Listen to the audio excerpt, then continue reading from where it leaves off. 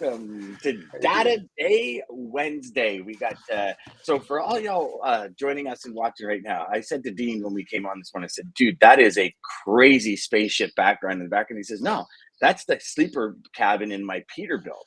So remember when Dean was in his Peterbilt? That is like super cool. It kind of looks like the Millennium Falcon. I'm all over it. Awesome, man. So today is going to be a really good day. Today we're going to talk about automobile alley, how a drought on one end of the country impacts the other end of the country, and the love and marriage, the good old Al Bundy from Married with Children of Logistics. To the HPLS podcast. Live, relevant, and high performance information, conversations, and education weekly.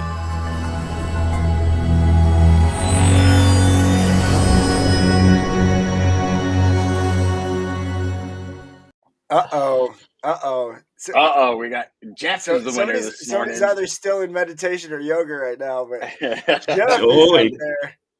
And then we're followed very quickly by Damon. Good morning, Jeff. Damon. Wow.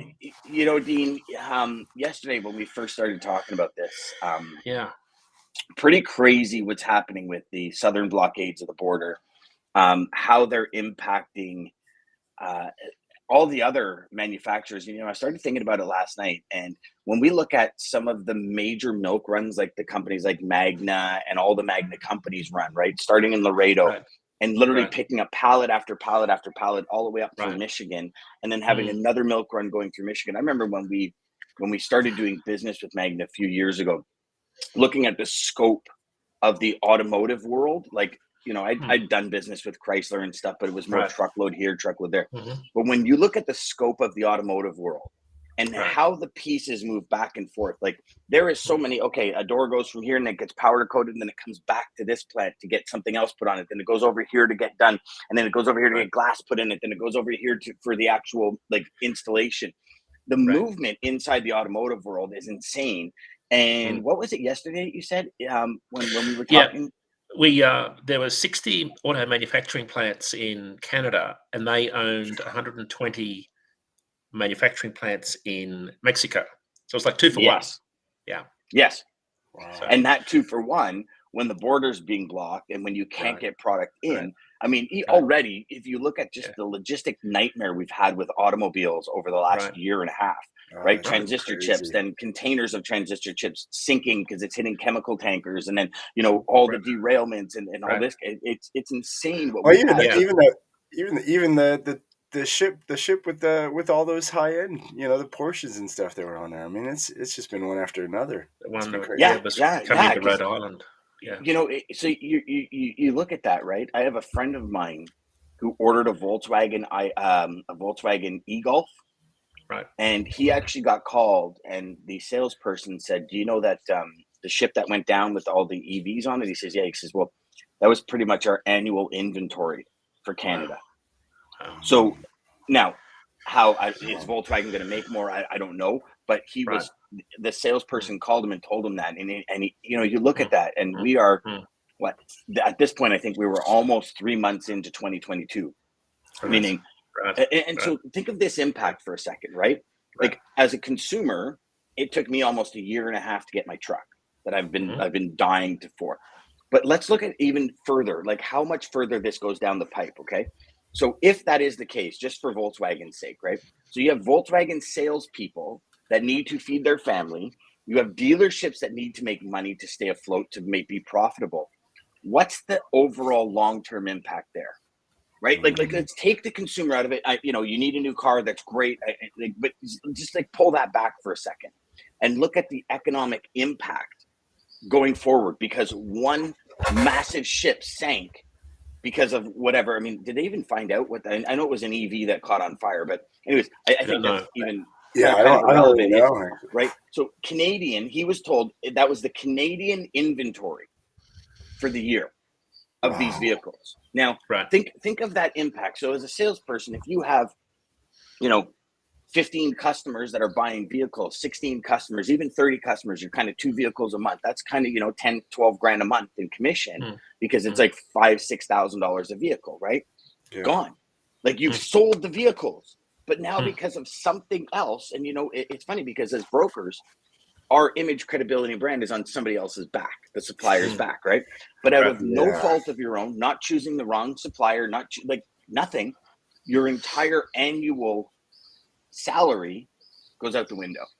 Like, and I mean, I know that's a real far case, but if you have no vehicles to sell, how are you going to make commission? Right.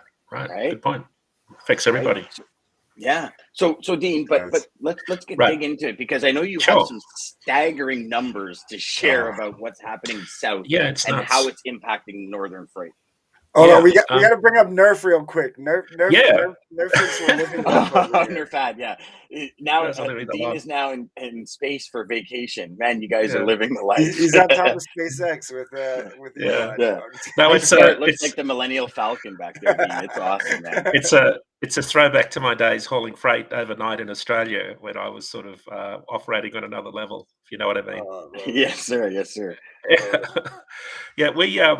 This is interesting. I just threw this up this morning because I couldn't get my camera centered between the picture frame and the back of the hotel room here in Denver. So I went with the background. So, but I'm not sure what's more entertaining, listening to you guys talk or watching the comments in the channel. I just love watching it. It's so entertaining. But I'm worried about Lisa. I'm not sure where Lisa is. This is I know. Now I'm starting to wonder. Lisa not talking. This is unprecedented. Maybe she took the day off. It's okay. Maybe she's not doing yoga this morning. But so Dan, this is. I've been watching the rates. Remember we spoke on the show about the February blockades a while ago. We covered the floods in BC and how that disrupted supply chains, and spot rates went up and then they came back down. And the one thing that's caught my attention, even though rates, I had a look this morning on our national spot rates, we're down, dry van rates are down to $2.14 per mile this morning. That's line haul without fuel. The staggering number there is that's 63 cents a mile down this year alone. So they've dropped 63 cents a mile. It's just in less than 120 days. And it's got no sign of slowing down. Now, so we are forecasting that rates will bottom out at some point, and then produce season will start to put that sort of upward drag on rates, and then they normally go through the seasonal pattern until July 4, and then they, it's sort of a bump up, and then they come back down again into typical, peak freight season, September, October. Doesn't look like that's happening at the moment. There's no sign of the journey south stopping. It's even more for reefers. It's about 75 cents a mile down. They're dropping at about a clip of about 6 cents a mile per week. That's how fast rates are dropping.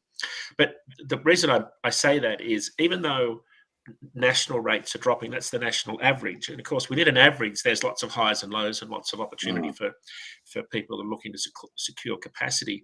But on those lanes we talked about months ago after the February protests, you touched on Auto Alley. So if I look at Laredo to Toronto, it's the exact opposite and some.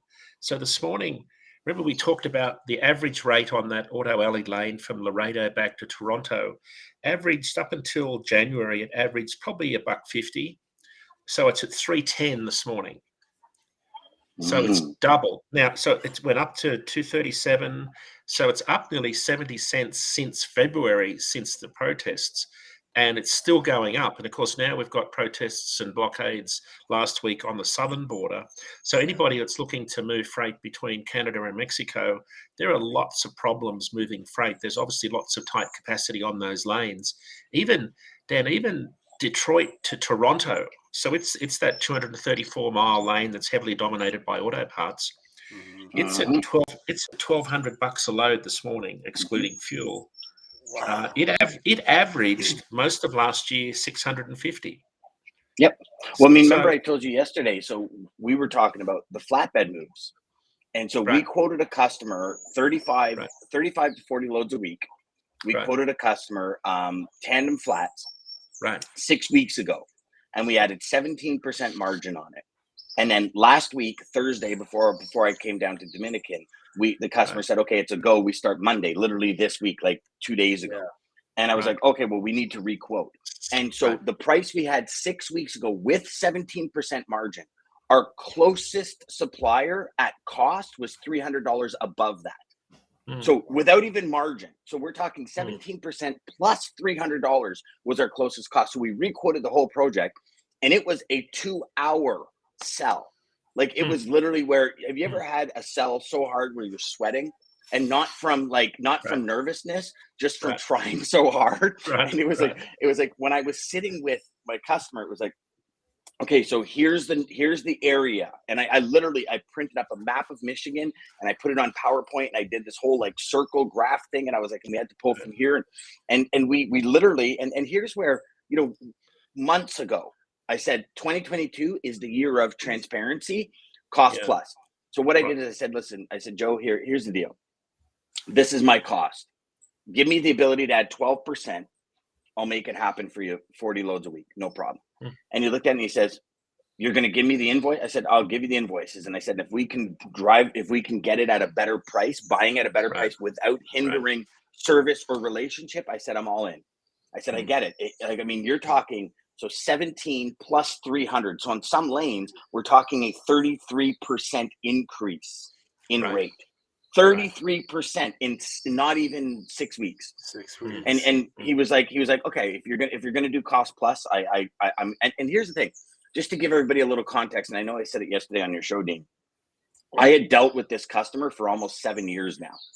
I helped him at his old company achieve things the company has never achieved. They went from like 1.8 million in demurrage to zero.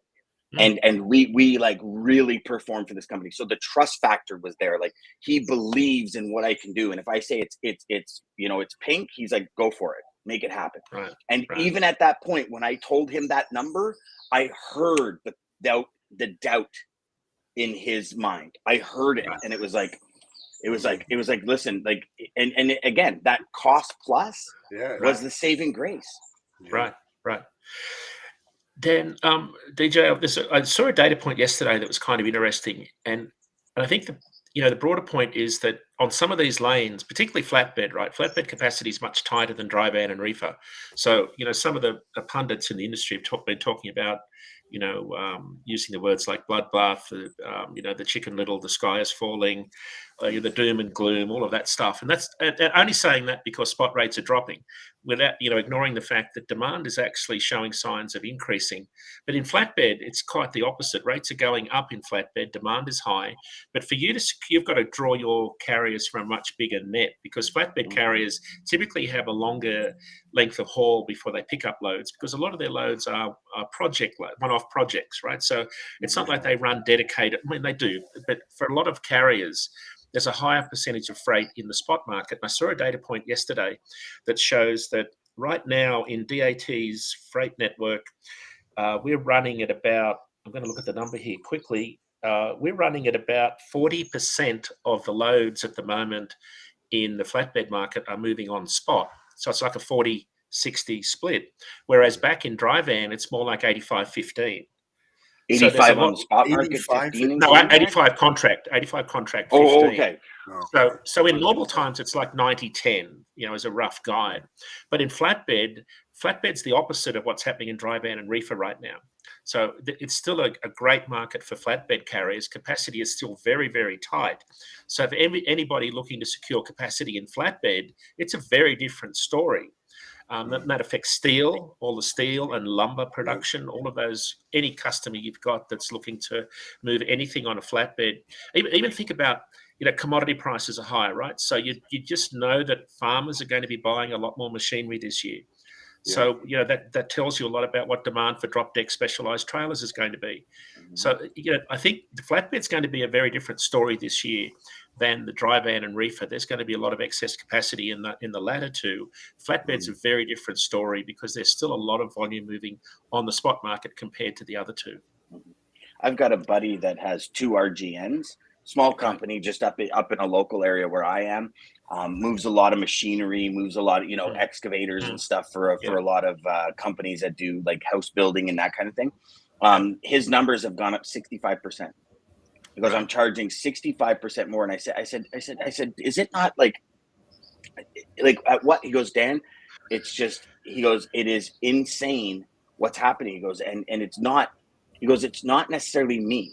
He goes, the way this all started was, and again, he has 2 RGN. So the guy's not a massive company by any means. And he goes, I have one person saying, okay, for the next 3 weeks, I need you booked out every day.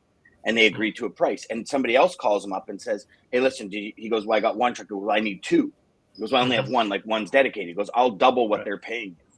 Right. And he's like, and he goes, "Dan, you got to understand, like, I've got no dedicated customers," because we have the conversation about dedication and integrity and sticking with, when you say yes to somebody. He goes, "I've got no dedicated customers." He goes, "The amount of times I get dropped by these companies when they find a better price is crazy." He goes, "There's no loyalty on their end. Why would there be loyalty on my end?" And I've got issues with that because it takes two to tango, right? Yeah. But he says these guys are literally in a bidding war to get the excavators where they need to get them, because prices of housing is skyrocketing in Ontario. And he goes, the faster they build the homes, the faster they make their money. So they're putting like double the excavators at locations they're digging, and then they're moving them to the next location and digging it, as opposed to kind of just digging one, and then he goes, like, it's insane what's happening. He goes, and they're outbidding themselves.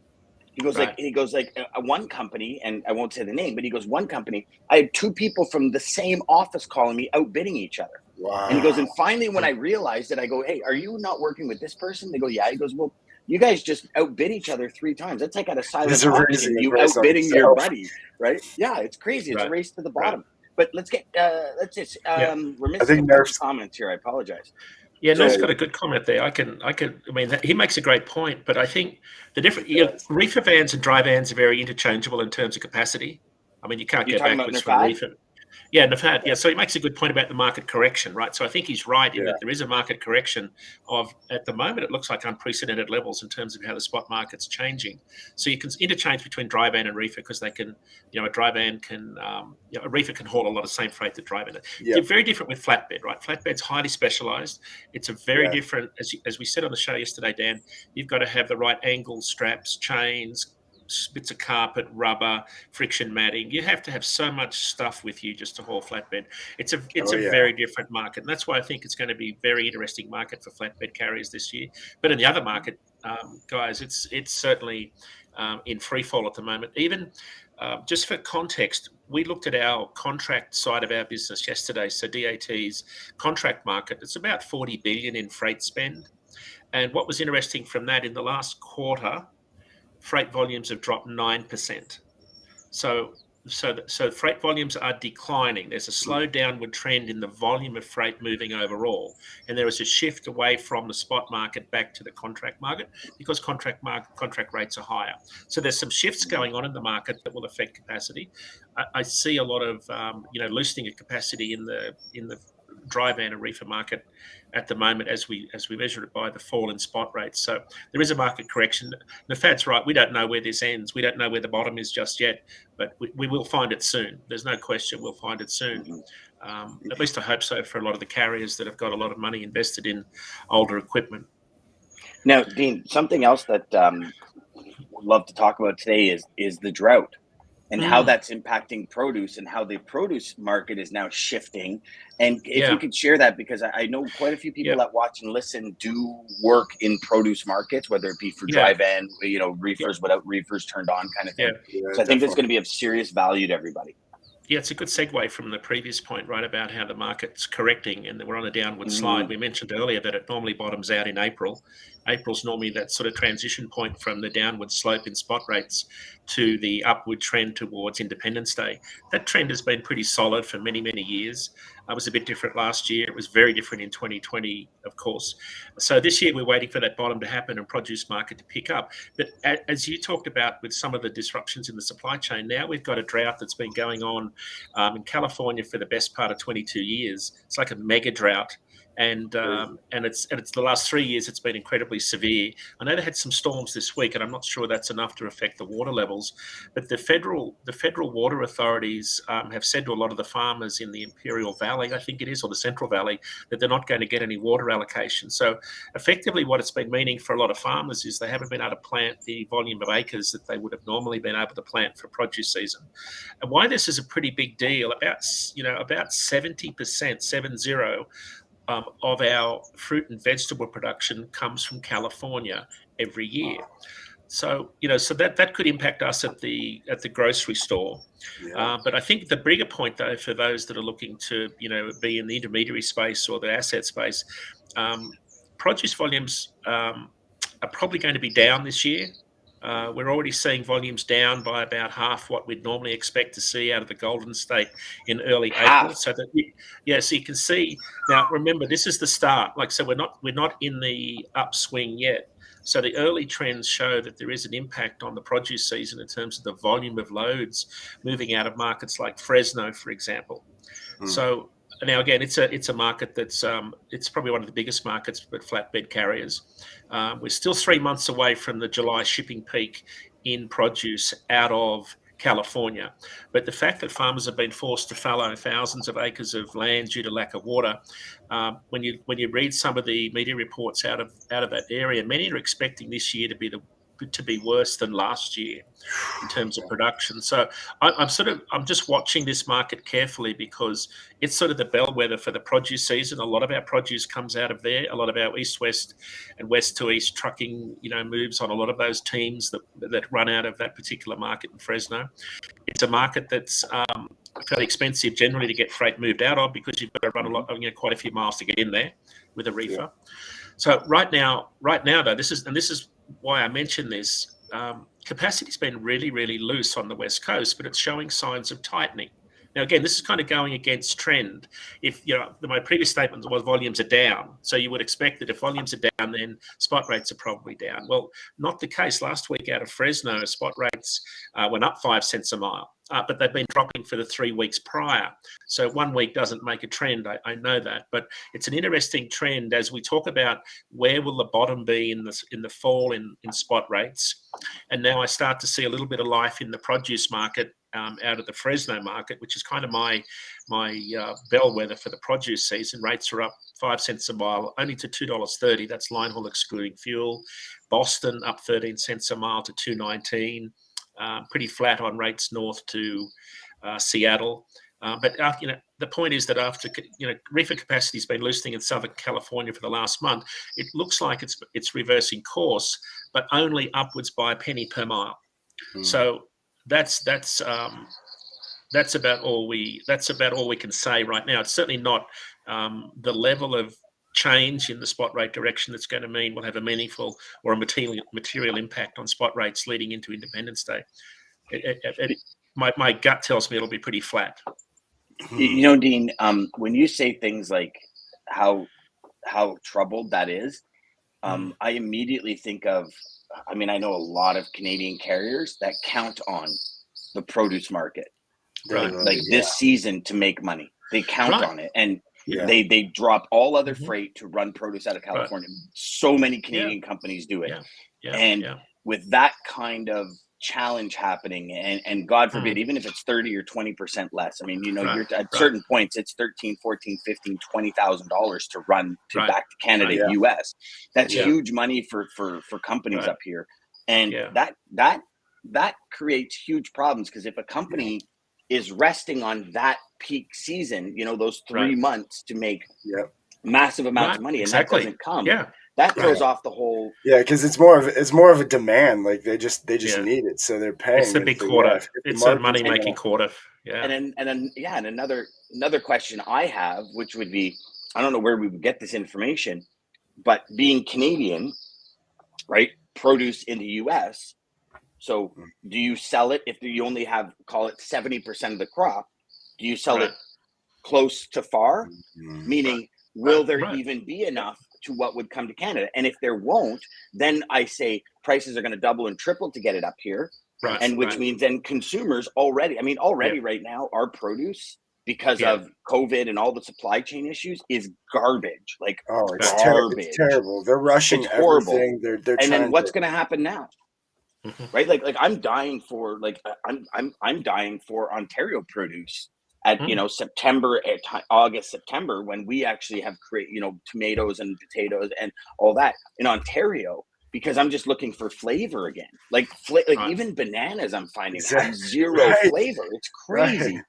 And now all these areas that we count on, like we really do, we count on it. Like we see it when. So was it last year when Salinas, California had a major E. coli issue in the lettuce, and there was a lot of romaine lettuce? I think it was last year or the year before. We are a romaine lettuce family. We don't necessarily buy iceberg lettuce, we buy romaine lettuce. And I remember how difficult it was. Like there was another company, and the stocks are like this big as opposed to the Andy Boy ones that are this big. Right. And it's like one little blip here causes this huge tidal wave down here. It's crazy how it works. We had the same with the frosts in Yuma, Arizona. In February and March, right? So that affected production. I mean, that's another for those that are looking to see where rates move in the spot market, in the refrigerated market. That's another one to watch because they've just closed down the Yuma, Arizona winter salad bowl production, moving those plants back to Salinas Valley. That just happened last week. I was fascinated by Church Brothers Farms. They run about 60 flatbed trailers and literally move the entire salad production plant twice a year between the two markets. So that means rates will change out of those markets. So your demand will fall off in southern Arizona, and it'll shift back to the Salinas Valley, where a lot of that iceberg lettuce comes from. But lots of change. I think, Dan, the point we covered last week is worth mentioning. Produce volumes are down about 20% compared to this time last year, but they're exactly where they were in all non-pandemic years. So we had a 37% jump in produce volumes as the pandemic hit because people were cooking at home, ordering online, going out less. We're now seeing the mask mandate's been dropped. We're now on planes in particular, restaurants. People are going back out to restaurants more, and lo and behold, produce volumes drop right back down to pre-pandemic levels for March. And what that tells me is we're going back to the office, back to work, back to restaurants, and the mix of produce is changing for carriers and brokers in particular. So you have different packaging. Fresh has a different packaging mix. More so than you have to have for online retail, which is much smaller. Types of packaging. So you're going to see lots of changes, I think, back to normal. And that's why I sort of think that what we're seeing in the truckload market is more of a return to normal than we are this sort of cataclysmic crash. And but normal is problematic for some carriers because they've geared up too much. We've had, you'll know that on this show that I've been saying we've always had enough trucks. They were just tied up on docks where there weren't enough staff. Well, lo and behold, when was the last time you heard someone talk about the driver shortage in the media? It's been a while. while. It's been a little while. We've never had a driver shortage. We've just had a shortage of people that are, certainly loading and unloading trucks. We've always had enough trucks. We've always had enough drivers. We have a massive retention problem. Keeping drivers employed is a really big issue. But we've got enough trucks right now to meet demand. It looks like we've got too many trucks now to meet demand because demand is decreasing because we're going back to more normal shipping volumes. So that's going to be a trend that we need to watch in the coming weeks. I think that's what we're seeing in the freight market is more of a correction, but reverting back to normal as opposed to the big, the big bust cycle we saw in 2019. Now, do you think that a lot of this conversation that people are having is because since for 2 years now, call it at least, well, what are we, 2022? We're kind of quarter one. So at least 2020 and 2021. So two years and a bit. Yeah. There's been this major increase in everything. And that is now kind of what we consider the norm, as opposed to looking back at 2017, 18, even into 19. I mean, 18 was an anomaly because of ELD. And I know even when you and I met, Dean, a lot of the big players in the trucking industry were like, listen, you cannot take 2018 as a guideline for anything. It was such a blip that you just got to kind of wipe it out. You got to go like 16, 17, 19, and they were hoping 20, which then turned into another big blip. But do you think that we as logistics professionals, maybe because we've been in this so long, it's like you almost because I kind of forget, and as crazy as it sounds, like I forget what it was like in 2017, which was probably the last normal year we've seen in the last 5 is 2017. Yeah. I don't even remember what it was like, and call it horrible, but it's like we think the norm is what happened in the last 2 years because this is, everybody kept saying, oh, the new norm, and it's like. I think it's reverting back, and it'll show us what that was. Yeah, and I think another thing to think about, Dean, and I don't know how much it'll affect. You'll probably know more of this than I would, but you mentioned things going back to normal because of the mask, restaurants, and those kind of things. But I think also because of that, because of those restaurants, they're going to start to open up. A lot of them minimize their menus, really downsize their menus. If they start adding more stuff, what does that do as well? I think that's and hard to get staff. DJ, it's still hard to get staff. I'm here in Denver. They are still struggling to open up. We're remember what we said back in 2020, the reopening of the economy was much harder than the lockdown because we went from 0 to 100 miles an hour. Yes. We've always been saying that this summer will be a sort of a transition point as we move back to more spending on services than goods, but we are going back to normal at warp speed, and companies I think are really struggling to open up. We've still got lots of supply chain disruptions. Dan's spot on about what's going to go on this year. We're still going to see a lot of disruptions in terms of just getting things where they need to be. And now we've got this wrinkle that's been thrown into the mix in Asia with the lockdown over there. So we're going to see that play out in port markets all across the country. We're still a long way from our supply chain being stabilized, which is, of course, going to impact all of us trying to move freight around. Yeah. Well, then there are those pictures floating around of the port over there. Oh, wow. Yeah. The number of vessels. I see Jeff shared one. I've seen a few different ones, and it's just it's crazy. It blows your mind. It really does, right? How it can go from like the immediate flip of it's crazy. It's crazy. And then also then you add to Houston that we talked about a couple of weeks ago, which is obviously adding to the congestion and the rates coming out of Texas and all that. Yeah, it'll be interesting, Dean. We'll follow this closely over the next couple of weeks, and then for everyone watching and listening, we're going to keep bringing you that frontline news and frontline information. But if you're looking at the produce season, now's the time to start talking to your customers down there and finding out what kind of volumes they're expecting and everything. Because now, if you count on the produce season in order to give you a big spike in revenue, start having the conversations. Because again, Dean, we talked about how many times have we on this show brought up a point, DJ, and we've said, salespeople, go out and talk to your customers. Right, and I have had numerous people come back to me and say, I wish I would have listened because I wouldn't be in this position. So we got the mad scientist of logistics right here. I mean, come on. So this is a good point, right? Because even though reefer capacity is loosening rapidly nationally and rates are down 75 cents a mile year to date, it's just like flatbed, right? Flatbed's highly specialized. You've got to have the right equipment, the right carriers in the right space at the right time. It's no different than produce season. If you need a team to have freight delivered into Hunts Point, New York out of Salinas, California, you've got to find a team who can haul, and get there in 48 hours or whatever the time frame is. So again, it's a niche market. It's only serviced by specialized carriers. They've got to have good reefer equipment. They've got to have the best drivers, the best equipment, and they run cross country back and forth. That's not for everybody. That's just not a normal reefer capacity. So again, in particular lanes, when you're buying capacity or you're brokering freight or you're looking to solve logistical problems, certain lanes are going to provide a lot of opportunity for all of the players in the equation, not just sort of getting tied into this overall mantra that the market is collapsing. I think it's going to be the opposite on certain lanes where they're highly specialized. Love and marriage. Yeah, comes together like a horse and carriage. They're good old Al Bundy. DJ, what do you got to take us out of here, brother? Yes. Hey, thank you all again for joining us. All the comments, you guys, thank you. Lisa, we seen you come in late. You got to redeem that next time. Jeff took the spot, but thank you, Dean, as always, and Dan. But Dean, for joining us here every Wednesday, guys. If you want the crystal ball, if you want what would be the crystal ball, join us Wednesdays. You'll listen to Dean. He'll make you sound like a superstar to your customers. So thank you, Dean, as always, for joining us. And everybody, Monday through Friday, Wednesday, 9 a.m. till 9:30 Eastern Standard Time. Start your day right with us. Get the information. Get it right. Get motivated. Get energized.